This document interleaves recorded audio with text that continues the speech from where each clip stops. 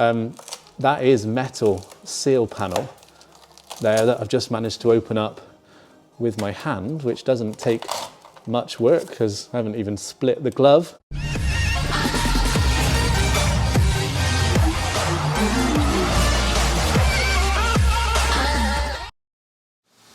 Here's our next case study for an E39 M5. This is a 2001 model, 137,000 miles, extremely original in terms of it's not been modified or, to be honest, had a great amount of replacement parts. It's been excellent for the owner.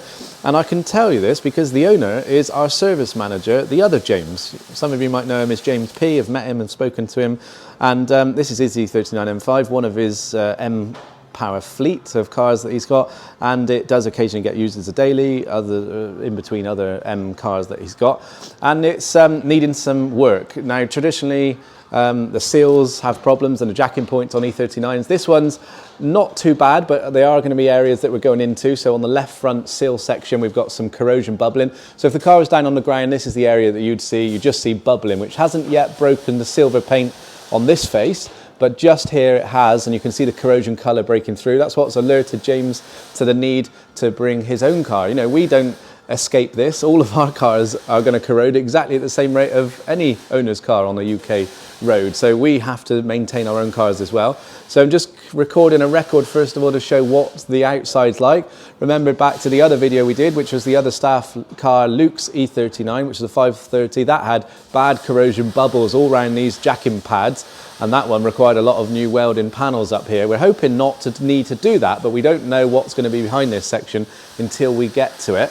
So that's the left front. Let's have a look at the right front area, which is also about the same sort of bubbling, a little bit more corrosion down on this lower edge. And we want to get to this before it creates big holes, or like we saw on Luke's one, where the corrosion starts growing and requires lots of sections cut out and around the jacking point. Now there are some bubbles around that jacking point, so we're going to see how far we're going to go once all this car is stripped down. So it always requires wings off, wheel arch liners out, under trays, and won't it be interesting if we find a load of mud behind there, much like we found Luke's, and we thought that mud which comes from the microfilter outlets on the scuttle panel was probably causing that. It'd be interesting if we find the same on James's.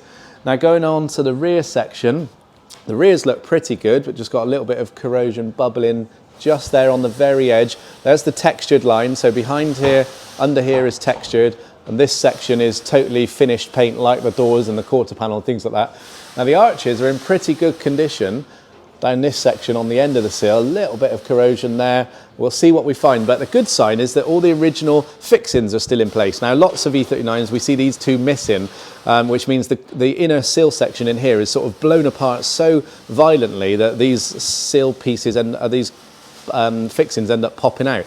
So there's the jacking pad, that piece there, really nice original seam sealer under there, so I'm hoping that is all going to be spot on. If we turn around and look on the inside, we can see that there is corrosion developing, which is building up between the layers of metal. So this is the plastic fuel tank, which runs extremely close to the inner seal section. You can just about get your hand up there. Those are the two metal brake pipes. They're definitely going to need to be replaced whilst we're doing a bit of an overhaul on this car for James.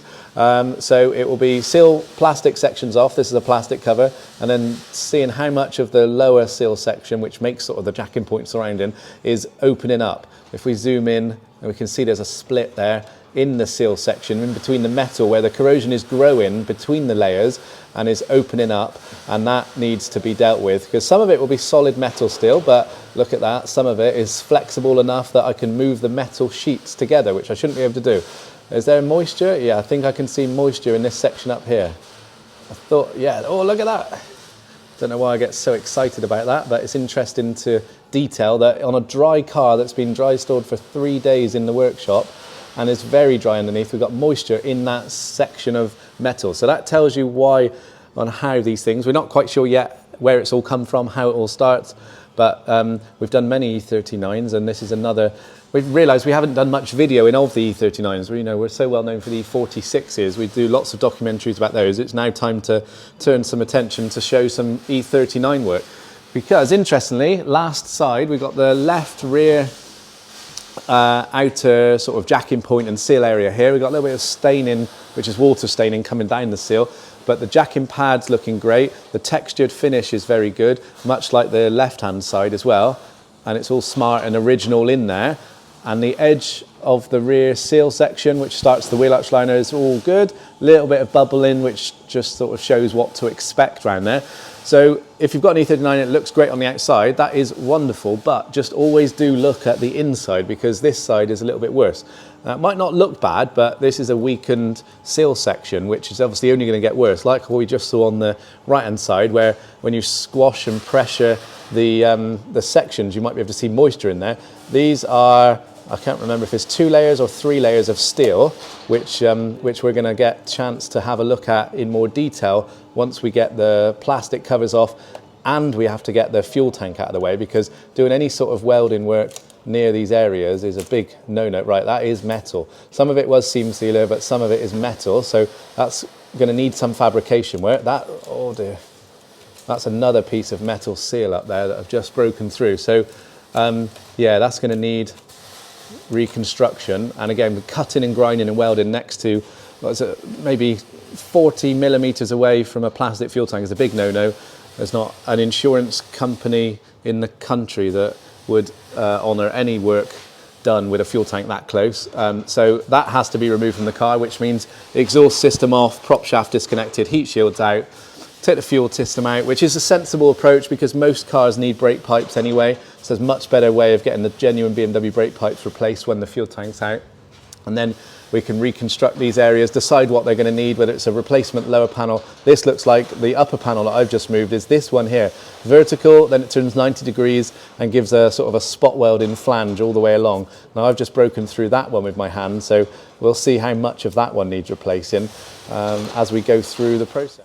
So an update on the E39 M5, a little bit more is stripped out now. The fuel tank has been removed. This is the fuel tank area here. It also doubles up as the rear seat area where the rear passengers would sit. All this area has been hidden for the last 21 years by a big plastic fuel tank, so it hasn't had any water, moisture, salt, anything up there. That's why this part of the chassis doesn't even have any seam sealer on it. It's just E-coat, electrophoretic dip coating, very thin and very good condition up here.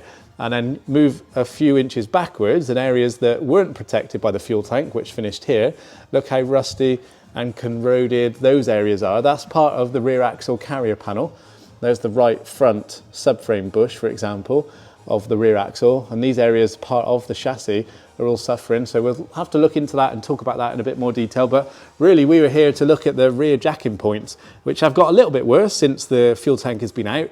Might have touched them and a bit more if it has come loose.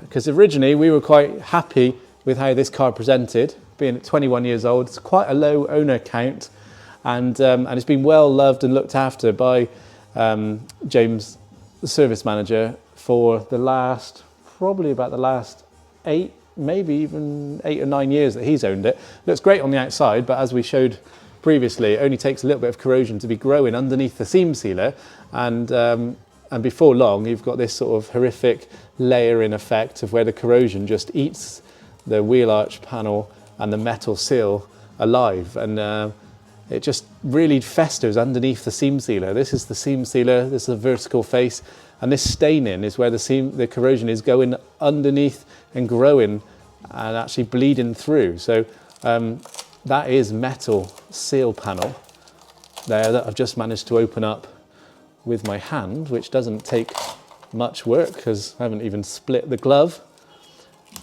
And there's a hole there already.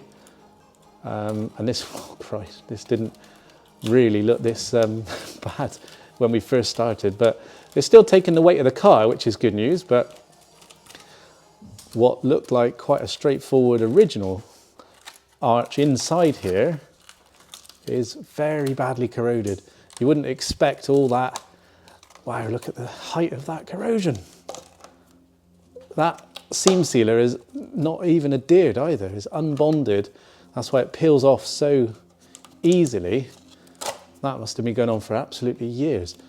That's all the inner section, hidden by the fuel tank. There's the jacking pad there, there's the internal jacking structure. Let's hope that's not corroded. So we've got reconstruction work required on the underside of the seal panel, which is here. Also this vertical face, which is the inner seal. And that's just to start. We then need to obviously work out how far this corrosion goes. Looks like it's just finishing there, but we need to get all of this bare metalled and work out exactly how much of the panel is going to have to be cut out, and then obviously fabrication work to reinstate new metal. So following on from that previous video and seeing how bad some of this sill and jacking point area is on the M5, we need to also look at the other side, because this is only one side of it. Remember, this is the left-hand side, and it's got to get a little bit worse before it can get better. So all of this needs breaking out and finding out how far we've got to go back. Here's the right-hand side of the vehicle. Same system in reverse order. So there's the jacking pad there. And we've got quite a lot of bubbling going on here. All this, which looks very unnatural, is compressible and crunchy, which is where moisture and corrosion, I guess, have got underneath it. And this original seam sealer is sort of holding it all together. So let's go and give this one a poke and see what holds on. And hope that we've got no holes. Hoping it might be a little bit more structurally sound. But no, we've got a hole. There's a hole in the jacking point. So I didn't think that was going to happen. I knew the left-hand side was probably going to hole itself, but this right-hand side of the vehicle looked a lot more stable. But the fact that it just moves, oh Christ, yeah, there we go. So we've just broken through, and you might think that's a little bit more violent than you'd need to be, but you absolutely have to do this sort of thing if you want to find out how far the corrosion extends. Like I said, it has to get a lot worse before it can get better. We've got to take off the brake pipes and start wire wheeling all this area apart, bare metal in it, to work out how far that corrosion goes. There you go, some of it underneath that seam sealer there.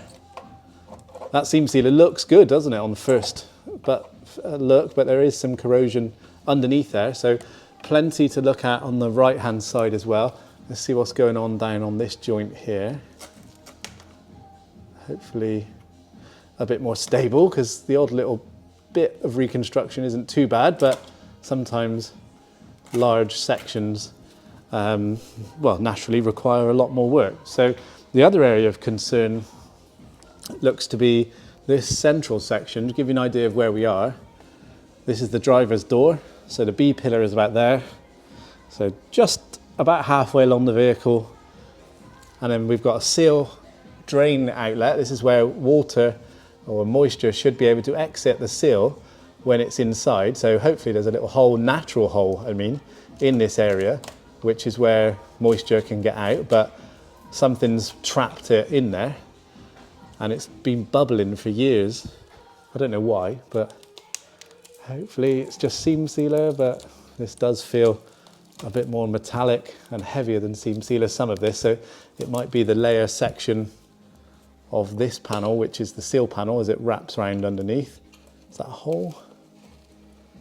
Yeah, so unfortunately that is, because you shouldn't be able to put anything inside the vehicle in this area.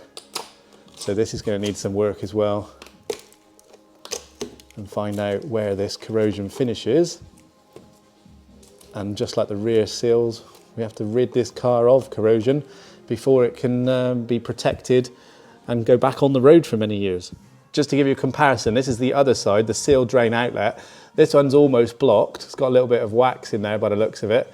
So if we just dig that out, we'll obviously do this in more detail when we're not holding a camera in one hand, but that's what it should be like.